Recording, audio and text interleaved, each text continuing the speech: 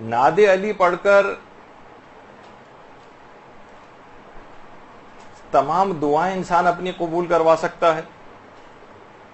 یہاں تک مشہور ہے کہ آیت اللہ سید عبد الکریم کشمیری جب بھی کوئی مشکل پیش آتی تھی وہ نجف میں امیر المومنین کی قبر کی زیارت کے لیے جاتے تھے اور وہاں جا کر ناد علی پڑھتے تھے اور مشکل فوراً حل ہو جاتی تھی.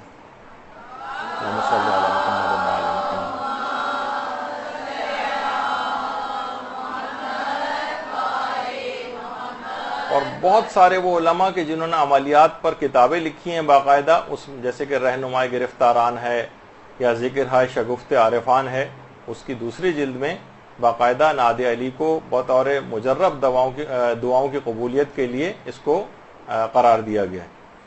اور علماء عرفان فرماتے ہیں کہ ناد علی سے جو دعائیں قبول ہوتی ہیں، ناد علی کے کچھ موکل فرشتے ہیں، فرشتے معین ہیں کہ ادھر جو کوئی ناد علی پڑھے اور ادھر فوراً اس کی حاجت کو قبول کروا دیا جائے.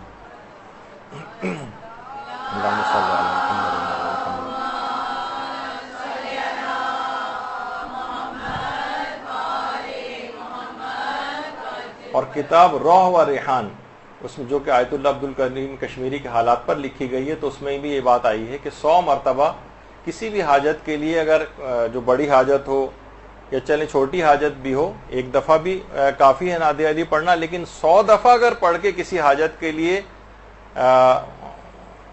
پڑھی جائے اگر، تو وہ حاجت لازمی قبول ہو جاتی. اور علماء جو عملیات کے علماء ہیں وہ خاص طور پر وہ فرماتے ہیں کہ مالی مشکلات کے لیے 9 بار نماز فجر کے بعد ناد علی کا پڑھنا بڑا مجرب. نماز فجر کے بعد 9 مرتبہ مالی مشکلات کے حل کے لیے. اور قرضوں کی ادائیگی کے لیے 15 روز تک دن میں 22 مرتبہ پڑھنا بڑا مجرب. اگر کسی پر قرضے ہوں تو 15 روز تک 22 مرتبہ روزانہ اس کو پڑھے. آیت اللہ عبد الکریم کشمیری فرماتے تھے کہ ناد علی کے بے شمار فائدے ہیں، بلکہ معجزات تک دیکھے گئے ہیں اس کے نتیجے میں. یہاں تک کہ ایک بڑا مشہور واقعہ آیت اللہ شیخ جعفر مجتہدی کا. آیت اللہ شیخ جعفر مجتہدی کا آپریشن ہونا تھا، اور آپریشن کے لیے پروسٹیٹ ان کے گلینڈ کا آپریشن تھا. آپریشن کے لیے 2 بڑی مشکل سے تیار ہوئے کہ 2 شرطوں پہ میں آپریشن کرواؤں گا. ایک تو یہ کہ مجھے بے ہوش نہیں کیا جائے گا، دوسرا کہ مجھے کسی کا خون نہیں چڑھایا جائے گا. اس کی وجوہات انہوں نے نہیں بتائیں، کہا کہ ان 2 شرطوں پہ، اب اس شرط پہ تو کون ڈاکٹر سرجری کے لیے تیار ہوگا، انتہائی پینفل بھی ہے، اور بغیر آپریشن کے، بغیر ایک لحاظ سے اینستھیزیا کے تو ممکن ہی نہیں ہے کہ بے ہوش کیے بغیر کوئی بڑا اس انداز کا کوئی آپریشن ہو. اور اس کے اندر آپریشن میں خون بھی بہت نکلتا ہے، اور یہ کیسے ممکن ہے کہ اگر خون کی ضرورت پیش آئے تو ان کی اس شرط کو بھی مانا جائے کہ خون نہیں لگایا جائے گا مجھے. لیکن بہرحال معلوم تھا کہ یہ جو مریض ہے یہ بہت ہی ڈفرینٹ قسم کا مریض ہے، اور روحانیت کے اندر بالکل ڈوبا ہوا ہے. ان ڈاکٹرز کے اس پینل کے اندر ایک ایسا ڈاکٹر بھی تھا جو روحانیت پر بالکل اعتقاد نہیں رکھتا تھا. اس کو سب سے زیادہ اعتراض تھا کہ ان کا تو پھر آپریشن کرنا ہی نہیں چاہیے، ممکن ہی نہیں ہے، کیسے ممکن ہے بغیر اینستھیزیا کے آپریشن ہو، کیسے ممکن ہے کہ خون کی ضرورت اور خون نہ لگایا جائے. لیکن بہرحال آپریشن شروع ہوا. جب اینستھیزیا دینے کا مرحلہ آیا تو آقا جعفر مجتہدی نے ڈاکٹرز کو روک دیا، اور اس کے بعد چند مرتبہ ناد علی پڑھی. اور جب ناد علی پڑھ چکے تو کہا اب آپریشن شروع کرو.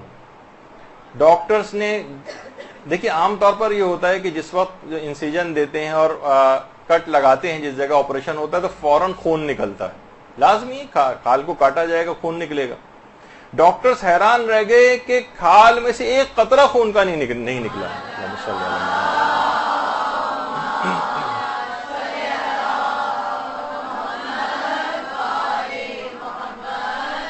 ڈاکٹرز کو اپنی نگاہوں پر یقین نہیں آ رہا تھا. پورا آپریشن ہوا، نہ کوئی خون نکلا، نہ کسی بلڈ کو ٹرانسفیوژن کی کوئی ضرورت پیش آئی. اچھا، آپریشن کے بعد کافی پین بھی ہوتا ہے، درد کم کرنے والی ادویات عام طور پہ دی جاتی ہیں، انجیکشنز دیے جاتے ہیں. ان کو درد تک کا احساس نہیں تھا، نہ کوئی دوا، درد کی کوئی دوا دی گئی، نہ کوئی انجیکشن لگایا گیا. وہ ڈاکٹر جو روحانیت کا بالکل قائل نہیں تھا، وہ سخت متاثر ہوا اس تمام بات سے، اور اس نے آقا شیخ جعفر مجتہدی سے بعد میں معذرت کی اور ایک جملہ کہا کہ آقا جعفر انسان خارق العادہ است، حساب مردان خدا از مردان عادی جداست.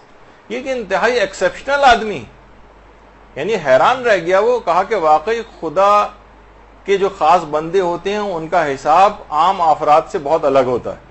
تو مان کے جو روحانیت کا بالکل قائل نہیں تھا وہ اس انداز سے قائل ہوا. اور یہ والا واقعہ باقاعدہ جو ایک مستند ویب سائٹ ہے ایک تبیان.net، اس کے اوپر بھی پورا واقعہ موجود ہے. اور کتاب لالا از ملکوت جو آقا شیخ جعفر مجتہدی کے حالات پر لکھی گئی، اس تک کے اندر یہ واقعہ موجود ہے.